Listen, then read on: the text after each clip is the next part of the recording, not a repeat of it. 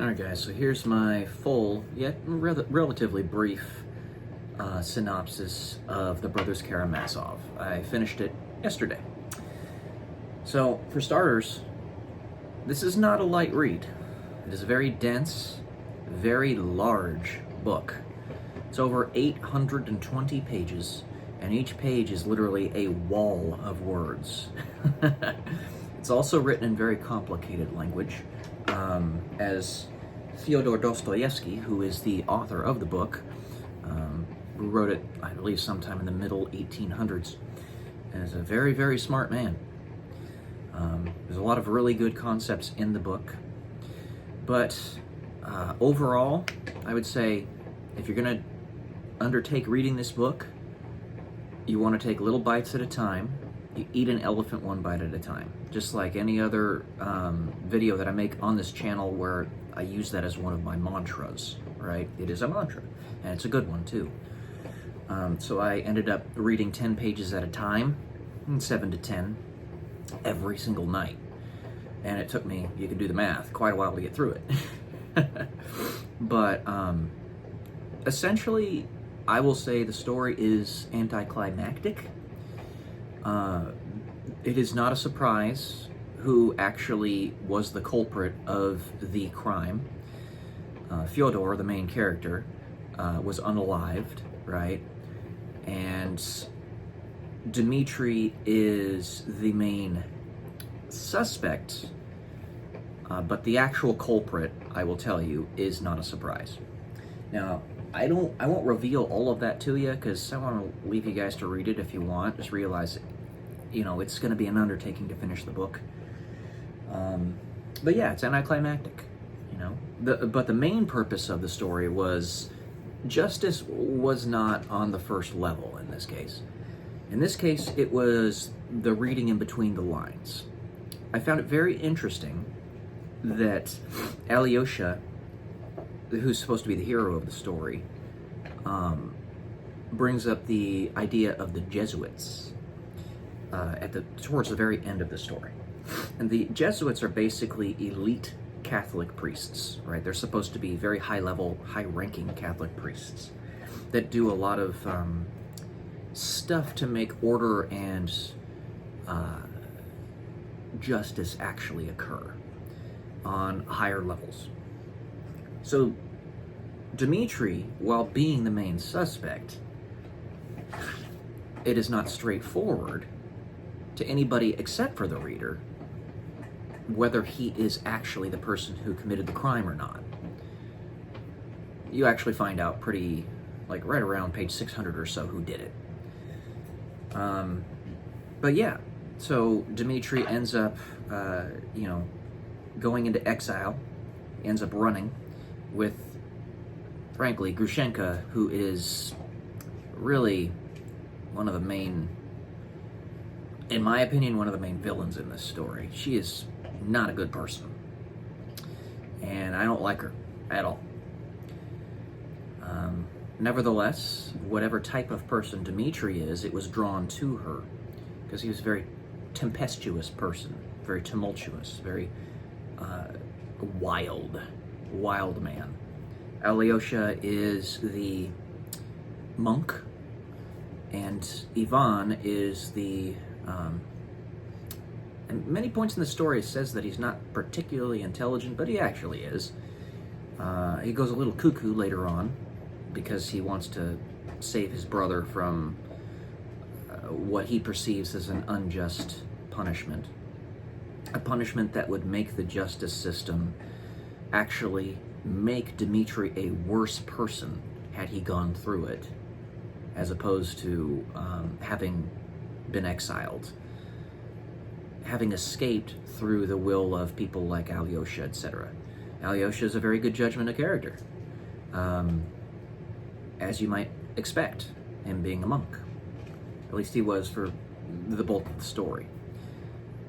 He ends up leaving the the monastery, because he discerns out of it, finds a woman who wants to marry him, and he's like, okay, I guess that's what I'm doing. And his exemplar or his leader, his religious leader, Father Zosima, who passes away sometime around page 500 or so, actually tells him that you are going to discern out of it, and go ahead and go this way, go to that person, you know. So overall, the book is good. It is, but I do not see how Jordan Peterson says it's the very best novel ever written. No, I don't agree. Well, I take that back. I see how he would say that, why he would say that. I do. I understand that part. I just don't agree. I think it's good. I think it's worth a read if you're willing to sink a lot of time into it, especially when you're somebody like me that reads very slowly, because I actually am thinking of the person talking in my head while I'm reading it. I don't just skim through. I can't do that. I've tried to. I don't absorb the material when I do it that way. I actually have to read it fairly slowly. I end up reading about, I don't know, probably a page every 2 or 3 minutes or so, which is actually quite slow. And when you have dense pages like what are in this book, it ends up being even slower. So, while I can understand why Dr. Peterson says it is the best novel ever written, I do not agree with him.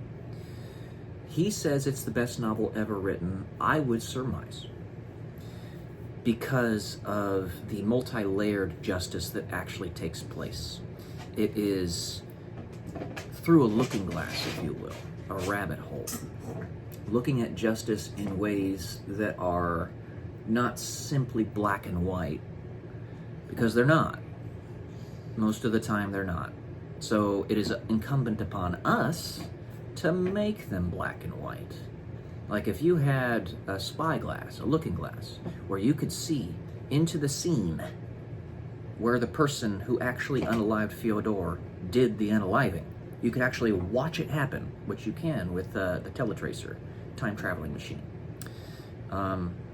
You will see, point blank, who actually did it, right?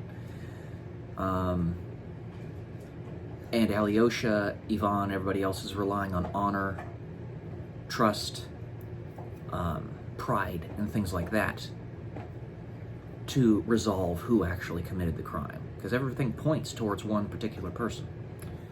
But he didn't do it. Now, the multi-layer of this, when you have it black and white, what actually happened, with that looking glass, which I'm sure is what is going through Dr. Peterson's mind, right? When he's thinking about how good this book is. It really does make you think about what those Jesuits do. Because the Jesuits, the Catholics, are supposed to be the ones who control the looking glass, the time-traveling machine. Look up Andrew Basiago on YouTube. You'll see what I'm talking about. There's a reason they're Catholic, and there's a reason there are institutions such as the Jesuits. Now, there's a lot of Jesuits out there that are really bad, that are legitimately not doing good things. But nevertheless, you can't throw the baby out with the bathwater, just like with religion writ large as opposed to a particular institution or group. You can't do that. There are many of them that are doing really good things, right? Same with the Freemasons. And it could be something as simple as the Proud Boys, People always want to throw the baby out with the bathwater, but it's just not a reasonable thing to do. So I think Dr. Jordan Peterson has a vision into something else that he doesn't tell people about because it's top secret. This intellectual dark web is a real thing, but it's not what you think it is. It's actually a type of social engineering to guide us towards our own salvation as a society writ large. And he loves this book for that reason. He may have read it before he even discovered this. He probably did. Because he's a wise guy. He's a wise guy. No, he's a very smart guy. And knows where the value is. Okay? And the story that I'm writing at the same time, about time travel, the Looking Glass, the Teletracer, the Freemasons, all that stuff ties in very, very closely to this. So I think it was a worthwhile read for me, but, you know, take it or leave it depending on where you are. Is it a worthwhile read for you? I also read it because my friend Kara Arlene Bolton, a fellow author, it was one of the guiding influences for her in her writing and reading career, her profession. So, yeah, do you want to, that's another thing. You want to learn how to write well, how to build a story well, which to be a good writer, you have to first be a good reader. Then this is definitely a book you want to read. So that's my 10-minute synopsis of the story. If you guys want to talk about it more, you just let me know. For future children and or descendants, progeny, what have you, I hope this helps you in determining whether you want to read the story or not, or even listen to the audiobook. But anyway, that's all I got for now. Talk to you later. Peace.